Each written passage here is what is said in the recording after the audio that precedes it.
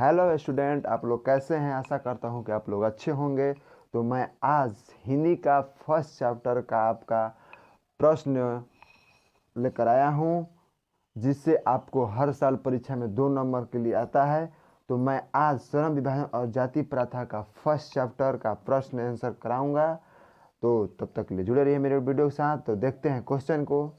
तो ये हमारा पहला प्रश्न है जो हर साल 2 नंबर का एग्जाम में पूछता है। तो देखते हैं क्वेश्चन को। लेखक किस विडंबना की बात करते हैं और विडंबना का स्वरूप क्या है। लेखक किस विडंबना की बात करते हैं, तो आंसर को देखते हैं। लेखक भीमराव अम्बेडकर जी विडंबना की बात करते हुए कहते हैं कि इस युग में जातिवाद के पोषकों की कमी नहीं है। जो इस युग में, जो हमारे युग में अभी चल रहा है, इस युग में जाति पात की कमी नहीं है, भेदभावों की कमियां नहीं हैं। और विडंबना का स्वरूप, जिसका स्वरूप है कि जाति प्रथा श्रम विभाजन के साथ साथ श्रमिक विभाजन का भी रूप ले रखा है, जो अस्वाभाविक है।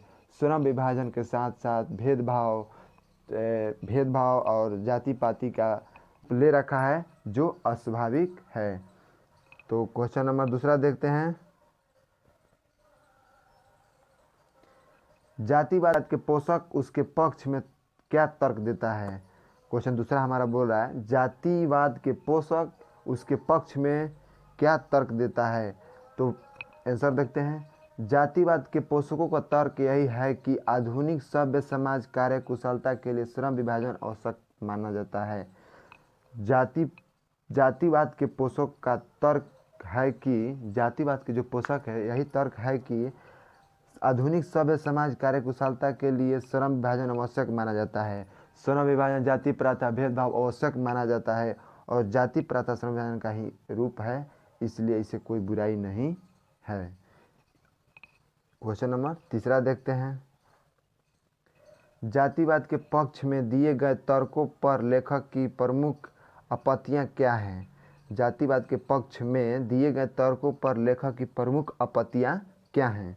तो देखते हैं आंसर को।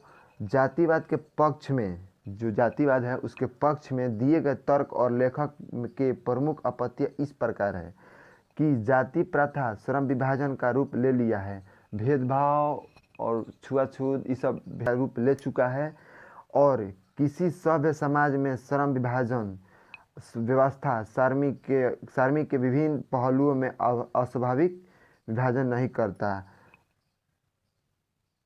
किसी सभ्य समाज में, यानी किसी सभ्य समाज मतलब किसी सभ्य समाज में श्रम विभाजन व्यवस्था श्रमिक के विभिन्न पहलुओं में अस्वाभाविक विभाजन नहीं करता। क्वेश्चन नंबर 4 देखते हैं। जाति भारतीय समाज में श्रम विभाजन का स्वाभाविक रूप क्यों नहीं कही जा सकती। जाति भारतीय समाज में श्रम विभाजन का स्वाभाविक रूप क्यों नहीं कही जा सकती। तो देखते हैं क्वेश्चन को, आंसर को। भारतीय समाज में जाति के आधार पर श्रम विभाजन और अस्वाभाविक है, क्योंकि जातिगत श्रम विभाजन श्रमिकों की रुचि अथवा कार्य कुशलता के आधार पर नहीं होता है, बल्कि माता के गर्भ में ही श्रम विभाजन कर दिया जाता है, जो व्यवस्था अरुचिपूर्ण होने के कारण गरीबी का अकर्म को बढ़ाने वाला है। इसमें है मतलब जो जात का है वही काम करेगा, नहीं ये कोई मायने नहीं रखता। इसी के बारे में इसमें बता रहा है। क्वेश्चन नंबर 5 देखते हैं। जाति प्रथा में बेरोजगारी का एक प्रमुख और प्रत्यक्ष कारण कैसे बनी हुई है। जाति प्रथा और बेरोजगारी का एक प्रमुख और प्रत्यक्ष कारण बनी हुई है, क्योंकि भारतीय समाज में श्रम विभाजन का आधार जाति है। चाहे श्रमिक कार्य कुशल हो या नहीं, उसे कार्य में रुचि रखता है या नहीं, इस प्रकार हम कह सकते हैं कि जब श्रमिकों कार्य करने में ना दिल लगे और ना दिमाग, तो कोई कार्य कुशलता पूर्वक कैसे प्राप्त कर सकते हैं। यही कारण है कि हमारे भारत में बेरोजगारी का और जाति प्रथा का प्रमुख कारण बनी हुई है। क्वेश्चन नंबर 6 देते हैं। लेखक आज के उद्योगों में गरीबी और उत्पीड़न से भी बड़ी समस्या किसे मानते हैं और क्यों। जो लेखक भीमराव अम्बेडकर जी हैं, आज भी उद्योगों में गरीबी उत्पीड़न से भी बड़ी समस्या किसे मानते हैं और क्यों मानते हैं। तो आंसर देखते हैं। लेखक भीमराव अम्बेडकर आज के उद्योगों में गरीबी और उत्पीड़न से भी बड़ी समस्या लोगों को निर्धारित कार्य को मानते हैं, क्योंकि अरुचि और विश्वासता वह मनुष्य काम को टालने लगता है और काम कम करने के लिए प्रेरित हो जाता है। ऐसी स्थितियों में जहाँ काम करने में ना दिल लगे और ना दिमाग, तो कोई कुशलता कैसे प्राप्त कर सकते हैं। जिस काम में न दिल लगे ना दिमाग लगे, उस कार्य को हम लोग कैसे प्राप्त कर सकते हैं। क्वेश्चन नंबर 7 देखते हैं। लेखक ने पाठ के किन पहलुओं में जाति प्रथा को एक हानिकारक प्रथा के रूप में दिखाया है। तो आंसर देखते हैं। लेखक ने पाठ के विभिन्न पहलुओं में जाति प्रथा को एक हानिकारक प्रथा के रूप में दिखाया है, जो इस प्रकार है। अस्वाभाविक श्रम विभाजन, बढ़ती बेरोजगारी, अरुचि व्यवस्था में श्रम विभाजन का चुनाव, गतिशील एवं आदर्श समाज तथा वास्तविक लोकतंत्र का स्वरूप आदि इन हानिकारक रूपों में दिखाया है। क्वेश्चन नंबर 8 देखते हैं। सच्चे लोकतंत्र की स्थापना के लिए लेखक ने किन विशेषताओं को आवश्यक माना है।